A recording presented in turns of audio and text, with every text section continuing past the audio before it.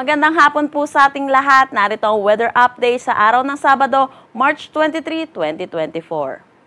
Kung makikita po natin, easterlies or yung mainit na hangin na nagagaling sa dagat Pasipiko ang umiiral dito sa buong bansa natin. Kaya kung makikita natin dito sa eastern section ng Luzon, makakakita tayo ng mga kumpol ng kaulapan. Dahil dito, asahan natin makakaranas ng maulap na papawiri na may mga kalat-kalat na pag-ulan dito sa may Aurora, pati na rin dito sa may Quezon. For Metro Manila naman at nalalabing bahagi ng ating bansa, asahan natin magiging mainit or maalinsangan ang ating panahon pero hindi mawawala yung mga tsansa ng localized thunderstorm lalo na sa hapon at sa gabi. Para naman sa magiging panahon ng bansa nating bukas, asahan natin easterlies pa rin ang umiiral dito sa buong bansa natin. Kaya kung sa Luzon, asahan natin makakaranas tayo ng maaliwalas na panahon.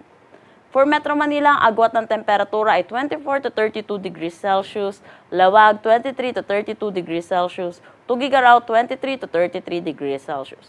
For Baguio, 15 to 24 degrees Celsius, Tagaytay 21 to 30 degrees Celsius, at Legazpi 25 to 32 degrees Celsius.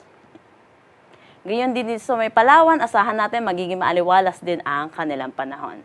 For Calayan Islands at Puerto Princesa, ang agwat ng temperatura ay 25 to 32 degrees Celsius.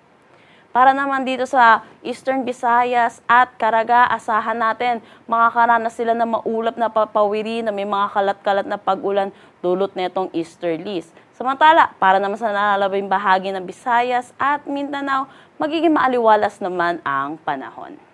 Ang agwat ng temperatura sa Iloilo ay 26 to 32 degrees Celsius, Cebu 26 to 31, Tacloban 25 to 31 degrees Celsius. Para naman dito sa Zamboanga, 24 to 35 degrees Celsius, Cagayan de Oro 23 to 32 degrees Celsius, at Davao 24 to 33 degrees Celsius. Wala naman tayong nakataas na anumang gale warning sa anumang seaboards ng ating bansa. Dako naman tayo sa magiging panahon natin sa susunod na 3 araw sa mga piling syudad ng ating bansa. Kung makikita po natin, magiging maaliwalas naman ang ating panahon. Liban na lang dito sa Legazpi, by Tuesday, makakaranas sila ng maulap na papawiri na may mga kalat-kalat na pag-ulan, dulot pa rin ng easterlies. For Metro Manila, ang agwat ng temperatura ay 24 to 33 degrees Celsius, Baguio 15 to 25 degrees Celsius, Legazpi City 24 to 32 degrees Celsius. Pagdating naman dito sa Visayas, kung makikita natin, Tacloban City, Monday at Tuesday, magiging maulap pa rin ang kanilang panahon na may mga kalat-kalat na pag-ulan. Pero dito naman sa Metro Cebu at Iloilo, throughout the 3 days, magiging maaliwalas naman ang panahon. Ang agwat ng temperatura sa Metro Cebu ay 25 to 32 degrees Celsius, Iloilo City, 26 to 32, Tacloban City, 25 to 32 degrees Celsius. Para naman sa Mindanao, asahan natin throughout the 3 days, magiging maliwalas ang kanilang panahon.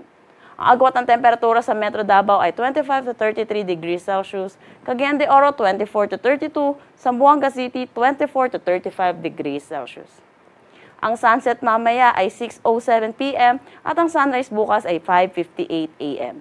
Para sa karagdagang impormasyon, bisitahin ang aming mga social media pages at ang aming website pag-asa.dost.gov.ph. At yan po muna ang latest dito sa Pag-asa Weather Forecasting Center. Chanel Dominguez po at magandang hapon.